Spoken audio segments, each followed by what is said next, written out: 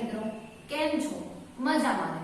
વિષય વિજ્ઞાન and technology ધોરણ 9 વિદ્યાર્થી મિત્રો, આજે આપણે ચેપ્ટર નંબર 8 ગતિ કે જેને આપણે અંગ્રેજીમાં કહીએ છીએ મોશન્સ, જેનો આપણે અભ્યાસ કરીશું. તેમાં જ આપણે જોવાનો છે ટોપિક સુરેખ પથ પર ગતિ. તો વિદ્યાર્થી મિત્રો, સુરેખ પથ પર ગતિ એટલે કે જે ગતિ શું કરે એમને સીધી કરે. તો આજે આપણે જોઈએ સુરેખ પથ પર ગતિ કે ગતિનો સૌથી સરળ પ્રકાર રેખીય ગતિ છે. રેખીય ગતિ એટલે કે શું કરે છે કે જે સીધી ગતિ કરે છે, એક જ રેખામાં ગતિ કરે છે. એટલે કે ગતિનો સૌથી સરળ પ્રકાર રેખીય ગતિ છે. આપણે સૌપ્રથમ એક ઉદાહરણ દ્વારા એમ કે તેનું આપણે વર્ણન કરવાનું છે. એક ઉદાહરણ દ્વારા આપણે સુરેખ પથ પર જે ગતિ છે એનો આજે આપણે અભ્યાસ કરીશું. ધારો કે કોઈ વસ્તુ સુરેખ પથ પર ગતિ કરે છે. શું કહે છે કે કોઈ વસ્તુ એમ સુરેખ પથ પર ગતિ કરે છે, તો એનો આપણે આજે એક ઉદાહરણ દ્વારા શું કરીએ છીએ, અભ્યાસ કરીએ. તો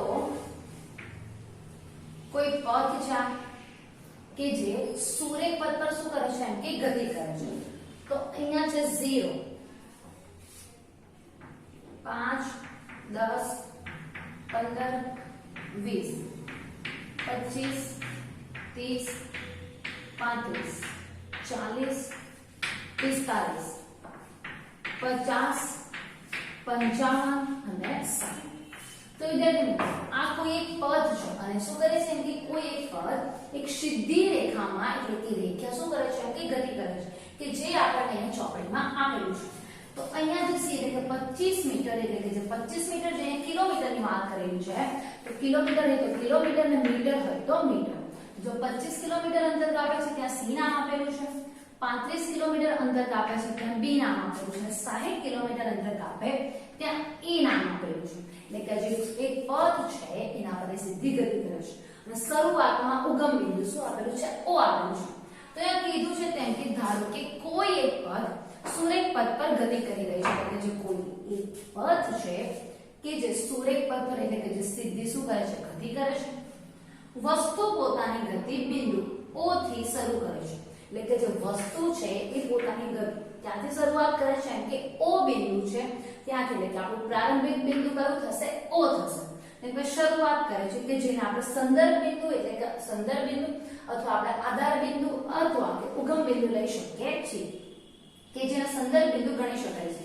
ધારો કે A B C અને જુદી જુદી ક્ષણે વસ્તુનું સ્થાન દર્શાવે છે. એટલે વસ્તુનું સ્થાન શું છે આપણી પાસે, A B C. જો આપણે D નામ આપીએ, E નામ આપીએ છે તે આપણે શું બતાવે છે એમ કે સ્થાન એમ કે બતાવે છે.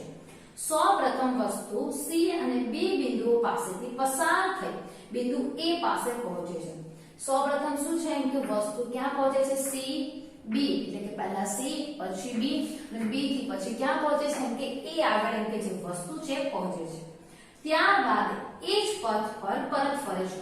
તો વિદ્યાર્થી મિત્રો, એક 0 થી શરૂઆત કરે છે, પહેલા C પછી B અને પછી ક્યાં પહોંચે છે, A.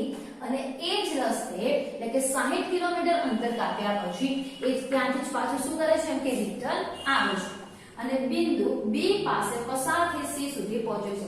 એટલે કે A થી B અને B થી ક્યાં પહોંચે છે એમ કે C આગળ પહોંચે છે. વસ્તુ દ્વારા આવરી લેવાયેલી કુલ પથ લંબાઈ. તો પથ લંબાઈ અથવા કે અંતર એટલે આપણે કહી શકીએ કે જે આપણે એટલે કે જે પથ દરમિયાન જે આપણે જે અંતર કાપીએ છીએ જે કુલ એને આપણે શું કહીએ છીએ, સરવાળો. એટલે કે જે કુલ સરવાળો જે આપણે અંતર કાપેલું છે એને આપણે શું કહી શકીએ છીએ, પથ લંબાઈ. તો અહીંયા આપણી પાસે પથ લંબાઈ 0 થી A એટલે કે 0 થી આપણે શું કરીએ 0 કિલોમીટર થી શરૂઆત કરીને 60 કિલોમીટર સુધી શું કાપેલું છે, અંતર કાપેલું છે. એટલે કે અહીંયા આપણે લખી દઈએ કુલ પથ લંબાઈ OA. OA એટલે કે અહીંયાથી O થી આપણે શું કરીએ છીએ, O છે 0 કિલોમીટર થી ક્યાં સુધી અંતર કાપેલું છે, 60 કિલોમીટર સુધી. એટલે કે 0 થી A અને શું કીધું છે કે 0 થી A સુધી અને પછી ત્યાંથી ક્યાં સુધી પાછું આવે છે, A થી C સુધી. એટલે કે પહેલા A થી B અને B થી C. તો વિદ્યાર્થી મિત્રો, A થી C સુધીના આપણે શું લેવાનું છે એમ કે અંતર લેવાનું છે. તો આપણે લઈએ 5, 10, 15, 20, 25, 30 ને 35.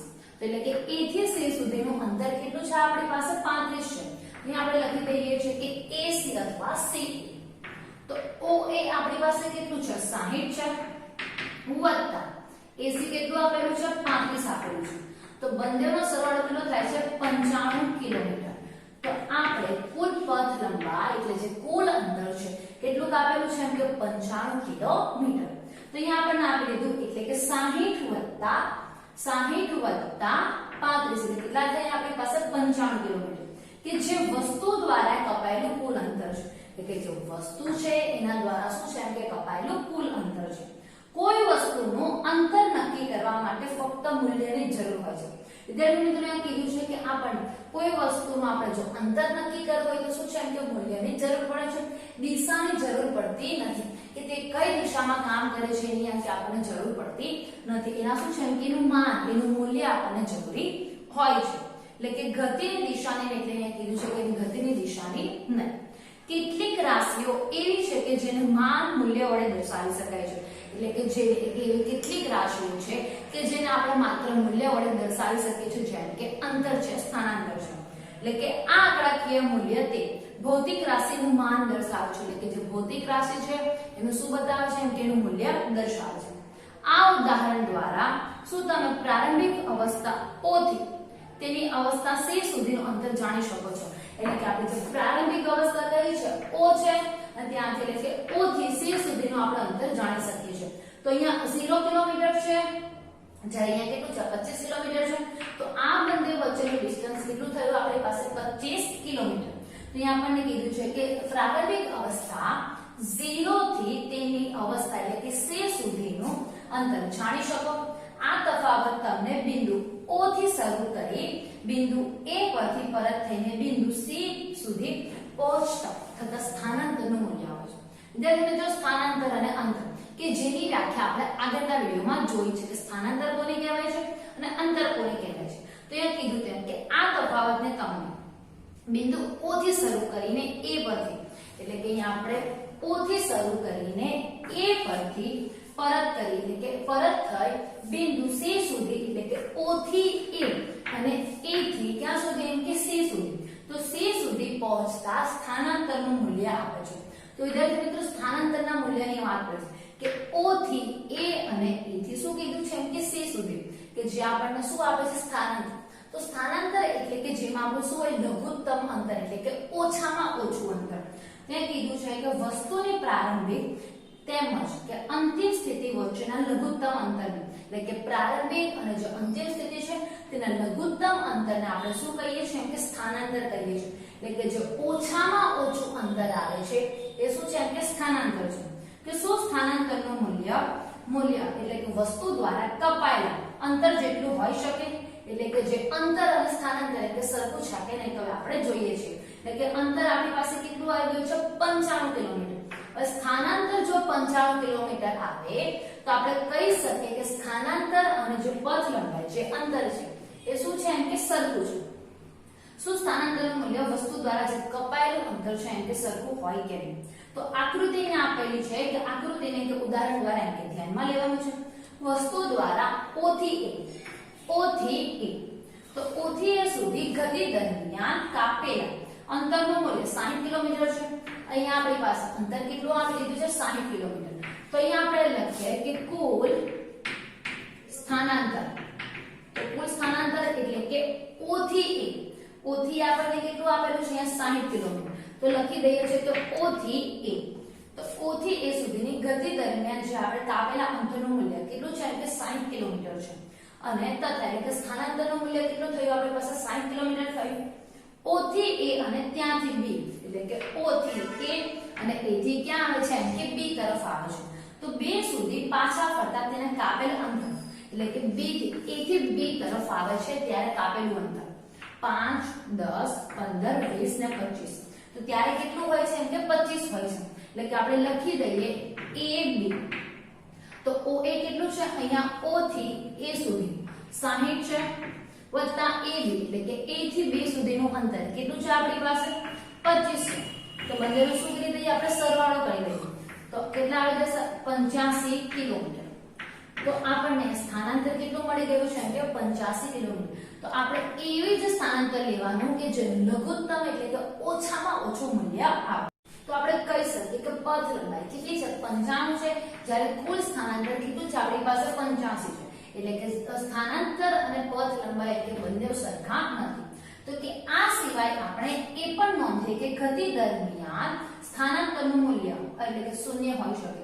શું કહે છે કે ગતિ દરમિયાન સ્થાનાંતરનું મૂલ્ય શૂન્ય એટલે કે જ્યાંથી એ શરૂઆત કરે છે અને ધારો કે અહીંયા C પર પહોંચે છે અને C થી ધારો કે A તરફ એટલે કે O તરફ અહીંયા આવે છે તો આપણે કહી શકીએ O થી C અને C થી જે O છે એટલે કે એનું જે કુલ અંતર છે શું થશે એમ કે 0 થાય. એટલે કે 0 થી 25 એટલે કે 25 કિલોમીટર એ અંતર કાપે છે અને પાછો 25 કિલોમીટર થી ક્યાં આવે છે કે જે પોતાના સ્થાન એટલે પ્રારંભિક બિંદુ એટલે કે 25 ને આ એટલે કે શું થઈ જશે એમ કે આપણે કહી શકીએ કે શૂન્ય હોઈ શકે. પરંતુ તે દરમિયાન કપાયેલા અંતરનું મૂલ્ય શૂન્ય હોતું નથી. અંતર એટલે કે શું થશે એનું મૂલ્ય શૂન્ય હોતું નથી. 25 કિલોમીટર અંતર કાપે છે એટલે અહીંયાથી 25 અને એ દિશામાં આવે છે એટલે કે જે એક દિશામાં પાછો અહીંયા આવે છે એટલે 25 વત્તા 25 એટલે કે અંતર કેટલું થાય છે એમ કે 50 થાય. જ્યારે સ્થાનાંતર 0 થી 25 અને એ વિરુદ્ધ દિશામાં આવે છે એટલે શું થશે માઈનસ એટલે 25 માઈનસ 25 સ્થાનાંતર શું થાય છે એમ કે 0 થાય છે. જો આપણે એવું માને કે વસ્તુ ગતિ કરી બિંદુ O પાસે પાછી આવે એટલે કે જો ગતિ કરે છે અને પાછી ક્યાં આવે છે એમ કે બિંદુ O પાસે પાછી આવે છે તો તેનું અંતિમ સ્થાન પ્રારંભિક સ્થાન પર સંપાત થશે.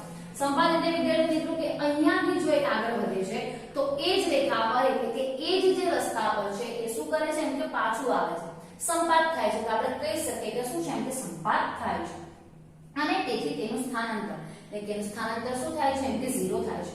હમણાં જ કીધું તેમ એટલે કે 0 થી C સુધીનું અંતર કેટલું છે 25 છે તો એ આ દિશામાં આગળ વધે છે અને જો પાછો એ જ્યાં સ્થાન છે ત્યાંથી જો રિટર્ન આવે છે તો 25 માઈનસ 25 એટલે શું થઈ ગયું 0. તો આ સ્થાનાંતર આપણી પાસે શું આવી ગયું છે એમ કે 0.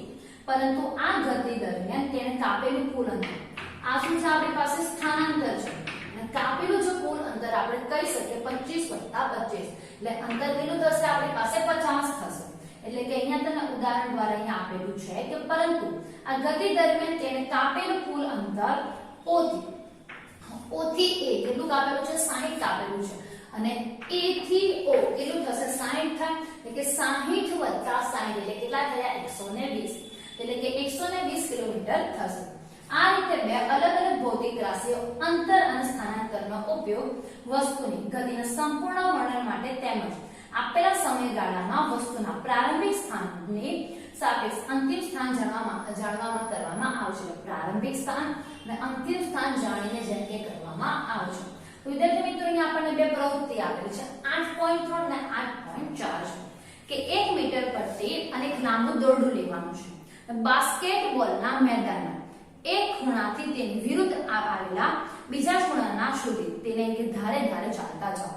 તો એ કીધું છે 1 મીટર પટ્ટી અને એક લાંબુ દોરડું લેવાનું છે અને બાસ્કેટબોલના એમ કે મેદાનના એક ખૂણાથી એમ કે તેના વિરુદ્ધ આવેલા બીજા ખૂણા એમ કે જે ધાર પર છે શું કરવાનું છે એમ કે ચાલવાનું છે અને કે તમારા દ્વારા કપાયેલ અંતર એટલે કે આપણે કેટલું અંતર કાપેલું છે અને પાછળ ત્યાં આવીએ છે એટલે કે શું થયું સ્થાનાંતર. તો અંતર અને સ્થાનાંતર આપણે શું શોધવાનું છે એમ કે એનું મૂલ્ય શોધવાનું છે. તો આ કિસ્સામાં આપણને અંતર અને સ્થાનાંતર વચ્ચેનો એમ કે શું મળે છે તફાવત મળે છે કે કોને કેટલું અંતર એમ કે કાપેલું છે. હવે આગળ છે પ્રવૃત્તિ 8.4 ગાડીમાં એક એવું સાધન ફિટ કરેલ હોય છે કે જે તેના દ્વારા તેને કાપેલ અંતર જાણી શકાય. એટલે કે આપણે કેટલું અંતર કાપેલું છે તે આપણે શું છે એમ કે જાણી શકીએ છીએ કે ગાડીમાં એવું એક સાધન છે કે કેટલા કિલોમીટર આપણે એમ કે કાપેલું છે તે કે તો આ સાધનને આપણે શું કહીએ છીએ એમ કે ઓડોમીટર કહે છે. તો વિદ્યાર્થી મિત્રો એમ કે જે આપણે ગાડીમાં જે આપેલા જે છે સાધન છે કે જે આપણે અંતર જાણી શકીએ છીએ તેના દ્વારા તો તે સાધનને આપણે ઓડોમીટર સાધન કહીએ છીએ. કે એક કારને ભુવનેશ્વરથી નવી દિલ્હી સુધી લઈ જવામાં આવે છે કે ભુવનેશ્વરથી નવી દિલ્હી સુધી એક કાર જાય છે અને ઓડોમીટરના અંતિમ વાંચન અને પ્રારંભિક વચ્ચેનો તફાવત એટલે કે પ્રારંભિક બિંદુ અને અંતિમ બિંદુ વચ્ચેનો તફાવત કેટલો આપેલો છે 1850 કિલોમીટર છે. કે ભારતના રોડ નકશાઓનો ઉપયોગ કરીને ભુવનેશ્વર અને નવી દિલ્હી વચ્ચેનું શું છે એમ કે આપણે સ્થાનાંતર ગણીને એમ કે નોંધ કરવાનું છે. એટલે કે આપણે નકશાની મદદથી આપણે એમ કે નોંધવાનું છે કે કેટલું આપણે પ્રારંભિક એટલે કે શરૂઆતમાં અને અંતિમમાં આપણે એમ કે કેટલું અંતર કાપેલું છે. વિદ્યાર્થી મિત્રો અહીં આપણે સુરેખ પથ પર ગતિ એ થિયરી જોઈ છે. હવે આ થિયરીના સાર જવાબ તમારે નોટમાં લખવાના છે અને નોટમાં લખીને મોઢે કરવાના રહેશે કે જેથી કરીને આ થિયરી વધારે સમજ પડે. Thanks for watching.